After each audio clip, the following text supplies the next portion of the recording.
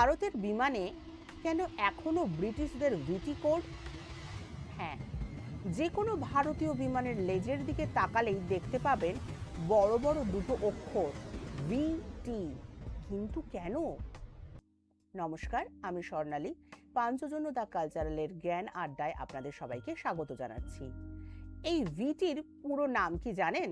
ভাইসরয়েস territory. 1929 সালে আন্তর্জাতিক নিয়ম মেনে ব্রিটিশ শাসিত ভারতকে এই কোড দেওয়া হয়েছিল।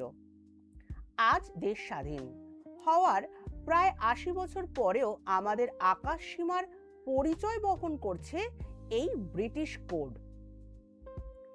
তাহলে ভারত সরকার এটা বদলায়নি কেন? পার্লামেন্টে তো বহুবার দাবি উঠেছে। আসল সমস্যা হলো আন্তর্জাতিক বিমান সংস্থা বা আইসিএওর নিয়ম। ভারত চেয়েছিল আইএন ইন্ডিয়া, বিএইচ ভারত বা এইচআই হিন্দুস্তান কোড নিতে। কিন্তু টুইস্টটা এখানেই, এই সব কটি ভালো কোড অন্য দেশগুলো আগেই বুক করে নিয়েছে। যেমন বি নিয়েছে চীন আর বিএইচ নিয়েছে বাহারিন।